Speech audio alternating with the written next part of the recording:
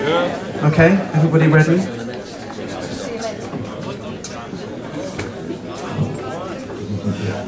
Now we've got the largest trio in the world with the 4 people. Folks, as you know, it's the rules of this opera house not to refund any money. Just try to enjoy the show as best as you can. Bring 'em out, boys!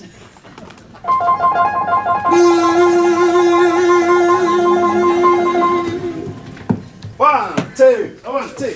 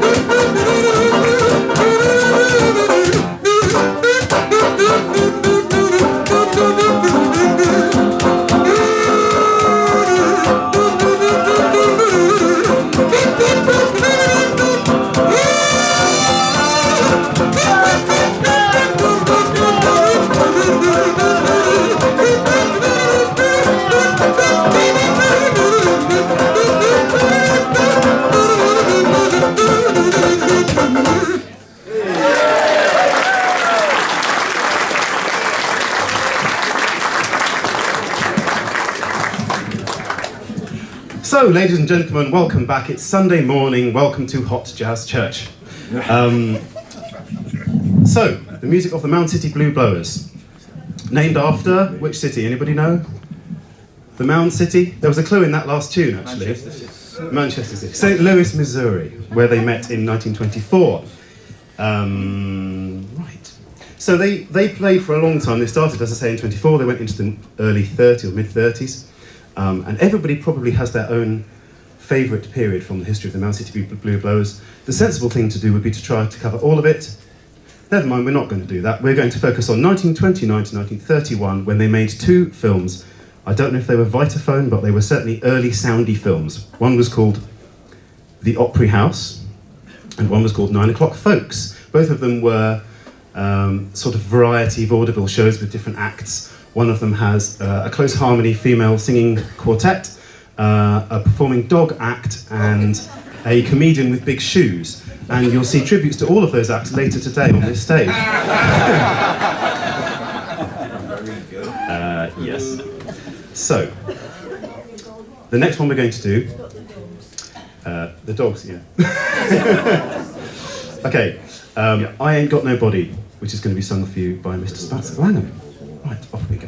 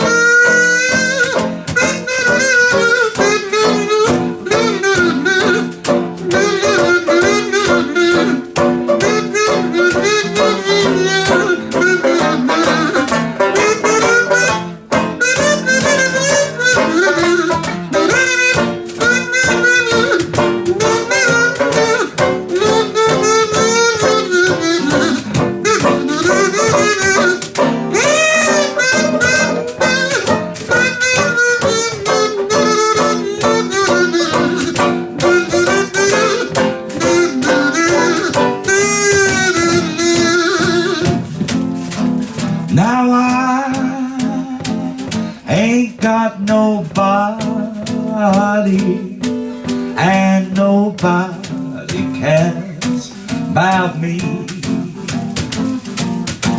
Now that's why I'm so sad and lonely. Want some sweet mama, take a chance on me. Now I'll sing you sweet love songs, baby, all of the while. If you'll come and be mine, sweet baby, you're mine. Now that's why I ain't got nobody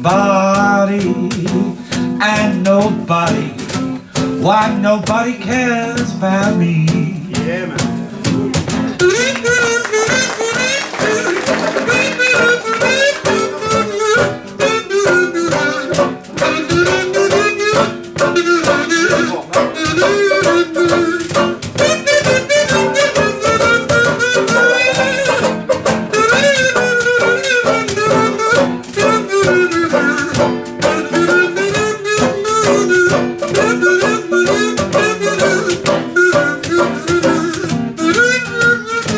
I'll sing you sweet love songs, baby, now all of the while.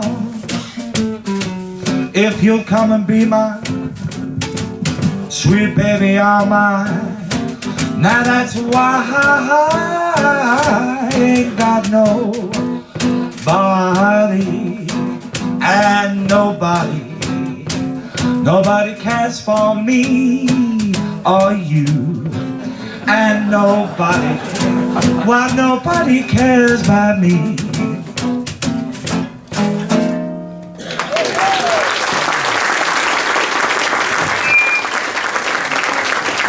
Spats Langham, everybody. I'm going to give you a little bit more background information about the Mound City Blueblowers in due course, but before we go any further, I think we're going to have our first special guest appearance. Everybody loves a special guest, and on this set we're going to be joined by not one, not two, not three, oh no, it is three actually. The first of these, a young boy from Canberra Springs, Nebraska, on the C melody saxophone, playing the part of Frank Trombauer. Please welcome Wild Red McQuaid.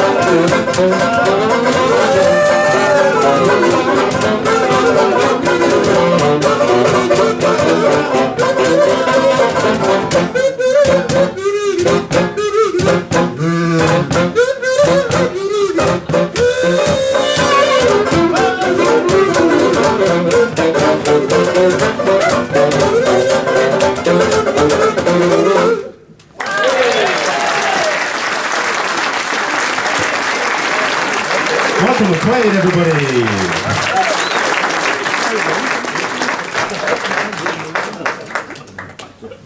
Goodness me. So, in this exact time slot, Sunday morning, 2 years ago, those of you who were here may remember some other nonsense which I was also responsible for. This is entirely different, of course. So, for those of you who aren't initiated into the cult of the Mound City Blueblowers, perhaps I should briefly lay out some background information. As I've mentioned, they were formed around about 1924, and I've actually got some quotes here, which I'm going to briefly read for you, from the bedside storybook of Mr. Eddie Condon, who played guitar in one of the Vitaphone films I've already mentioned, being portrayed today by Mr. Jakob Ullberger. Hooray!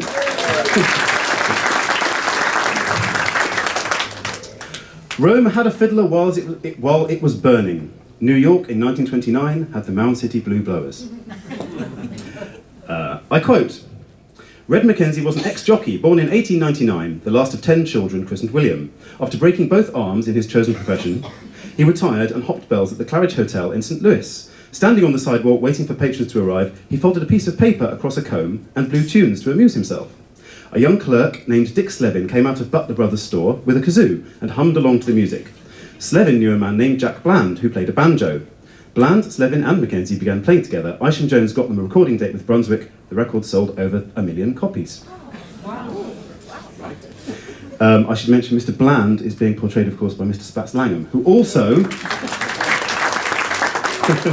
is portraying the singing voice of Red McKenzie, who in fact played the comb, which Andy Schuum is playing for you. So we're replicating the sound of the entire band, if not the right roles being taken by exactly the same people, if you catch my drift. Let me just check how we're doing for time. Oh, that's fine. Not going quite as quickly as we thought. No, I was going to say, we've been here for a while, haven't we? I've got a whole page. Lock the doors. Good. Okay. Eddie Condon on joining the Mound City Blueblowers. I ran into Mackenzie. Let's get a drink, he said. I have plans. Would you wear a jersey and a cap and play for Mrs. Vanderbilt's parties? I'd rather play in a jazz band. He grinned. We're going to play jazz. It'll be disguised so that people won't know it, but it'll be jazz. You can disagree if you wish. Bland will play the guitar, you'll louse up the banjo, Billings will play the suitcase. Now then, I don't know if anybody here would have seen Hot Suitcase being played before. I certainly haven't really played it much until this year, when we decided to do this little project. But yes, this was a suitcase played by a chap called Mr. Josh Billings, who was not a professional musician or indeed a trained drummer. Rather, he was a jazz fan and kind of general enthusiast and seamster would be the word we'd use today. But he contrived this amazing instrument which he devised all of his own and created a role for himself in jazz history. Eddie Condon, again, I quote, in a Chicago hotel room during a jam session, Billings had rigged a suitcase to act as a drum. For soft effects, he covered the case with wrapping paper, which he wrinkled and then stroked with whisk brooms. eBay's a wonderful thing, isn't it? Yes, Mackenzie, dubious but intrigued, let him try the trick with the blowers on a party job. It was a success. Billings was a blue blower. At parties, everybody wanted to play the suitcase, and sooner or later, everyone did, even Mrs. Vanderbilt. He kicked suitcases to pieces pretty fast. I went with him to the luggage shops to watch the proprietors when Billings tried out their wares. The man would bring several. "This is our best," he would say, pointing to a particular one. "A very nice bag," Billings would say. Then he would kick it. The proprietors never said anything. This was during the Depression. But as Billings tapped, slapped and kicked the bags, listening and muttering to himself, I had the pleasure of observing the effect on a man's face of the gradual discovery that he was dealing with a dangerous lunatic. A feeling I'm sure you're beginning to become accustomed to. Finally, we shall hear a little bit about the instrument that Andy's played. Do you want to just demonstrate your... I think they've heard enough. Oh, really? I meant just sort of show them what it is. Just a comb. And Red used newspaper, from what I understand. Yes, we're going to hear a little bit about this in a moment. All right. So you wrap it round, and then Yep. what happens? Just wrap it around, pull it tight, and then hopefully it works. Just hum into it. Hey. That's why I went to music school. Yeah. Andy Schuum, everybody.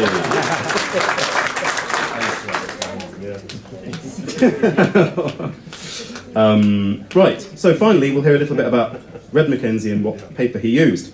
Mackenzie used up a lot of paper whilst blowing through his comb. Every day he'd cut part of the Evening World into strips, which he put in various pockets. The texture of the world, he discovered, was just right for blue blowing. One night a customer asked him what special paper he used to get such amazing sounds. "I use the Evening World," Mackenzie said. The customer looked concerned. "You know, the world is being sold," he said. "It's going over to be the Telegram. What are you going to do then?" "I'm going over with it," said Mackenzie.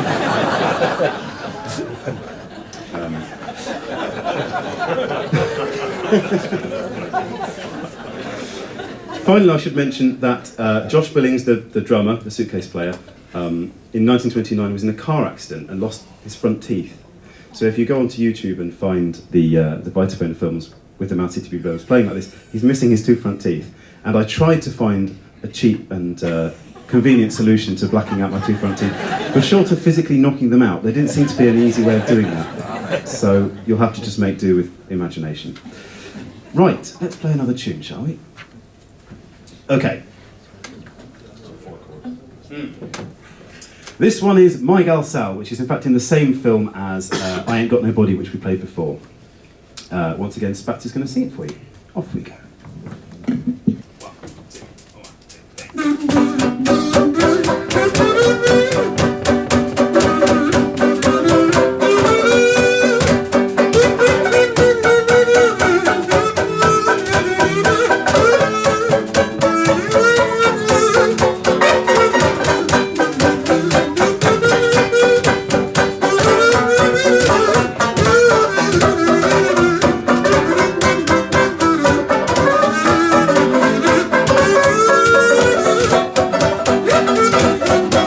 They call her frivolous Sal, a peculiar sort of gal, with a heart that was mellow, an all-round good fellow was my gal Sal. Your worries and troubles and cares, she was always willing to share. A wild sort of devil, but dead on the level was my gal Sal.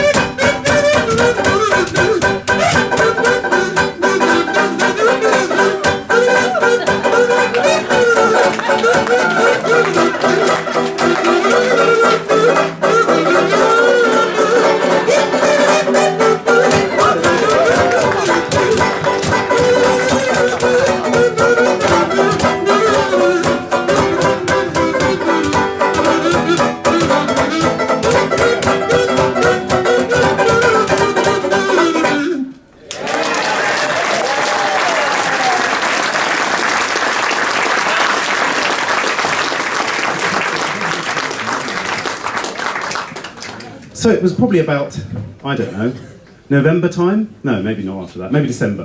When I first mentioned to the powers that be that I was, they asked, is there anything you'd like to do at Whitley Bay? And I said, well, maybe Mound City Blueblowers.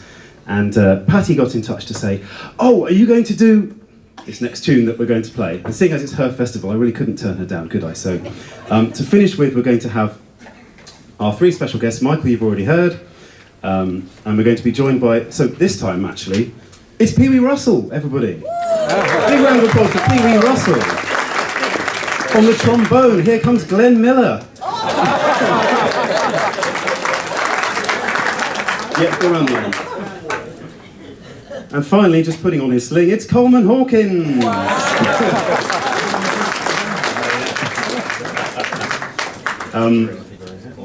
So once again, please thank the three chaps who put up with all of this nonsense. On the guitar, Jakob Ulberger.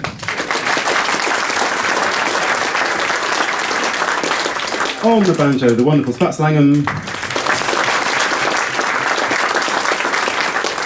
Blue blowing for you so fantastically here has been Andy Schuum.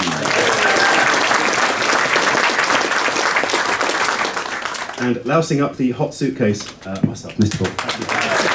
Mr. Nick Paul. Doing a lovely job for you.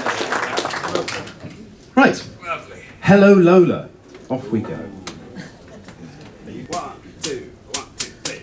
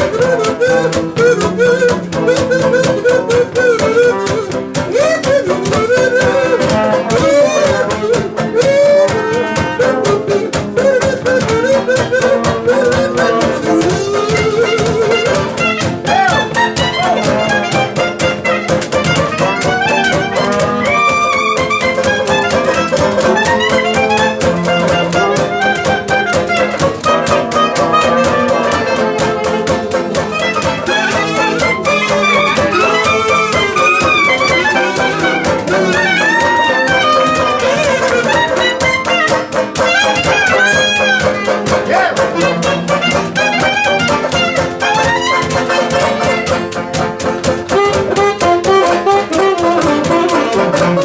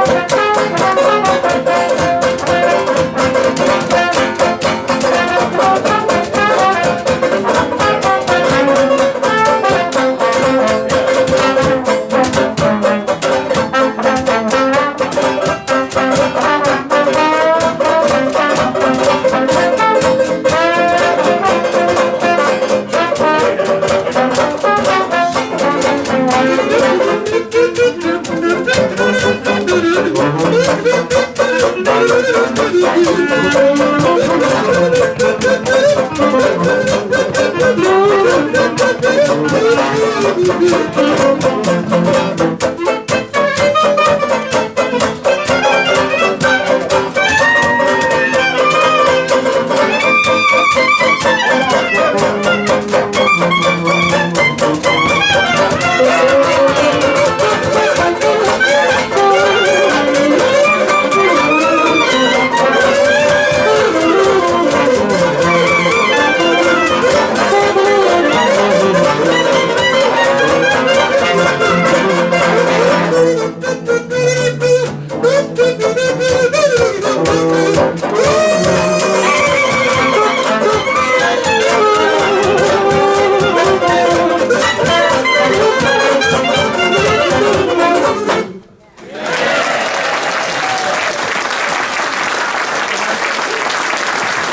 The Caps. Thank you very much.